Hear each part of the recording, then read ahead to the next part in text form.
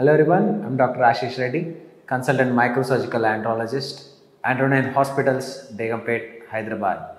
ఈరోజు మనం డిస్కస్ చేసే టాపిక్ వృషణాలలో నొప్పి రావడం, దాని కారణాలు ఏంటి, దానికి చికిత్సలు ఎలా ఉంటాయి, దాని గురించి డిస్కస్ చేస్తున్నాం.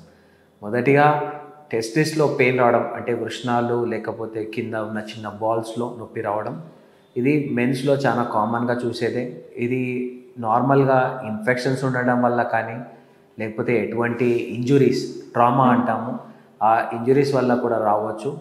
లేదా కొన్నిసార్లు ఎప్పుడన్నా దాని చుట్టూ వాటర్ ఫిల్అప్ అయిపోయినా కానీ, అంటే నార్మల్ ఒక హైడ్రోసిల్ లాంటి కేసెస్లో కూడా కొన్నిసార్లు కంప్రెషన్ వల్ల కూడా పెయిన్ వచ్చే ఛాన్సెస్ ఉంటాయి.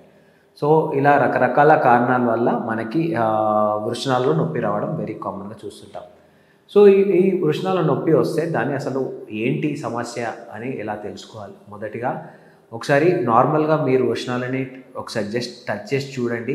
చాలా నొప్పిగా ఉంటే చాలా వరకు అది ఇన్ఫెక్షన్సే ఉండొచ్చు.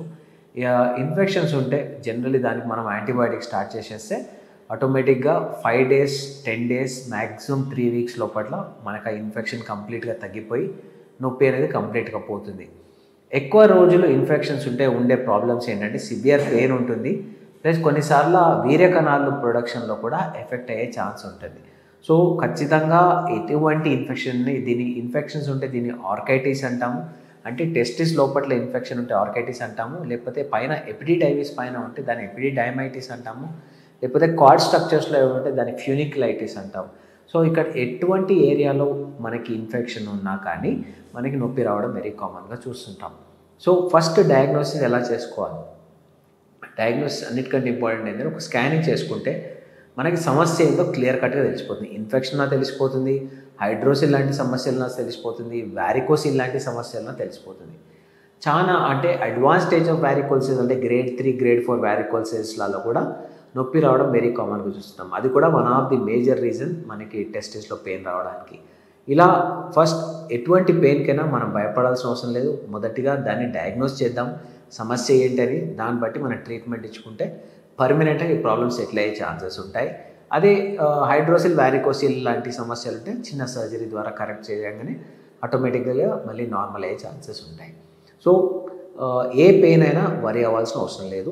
ఒకటి లాంగ్ స్టాండింగ్ నొప్పి, రెగ్యులర్గా నొప్పి వస్తుందంటే చాలా వరకు అది వారికోసిల్ లాంటిది ఉండొచ్చు. లేదు ఓన్లీ ఒక షార్ట్ టర్మ్లో వచ్చింది అంటే మాత్రం డెఫినెట్లీ అది ఇన్ఫెక్షన్స్ అయి ఉండొచ్చు.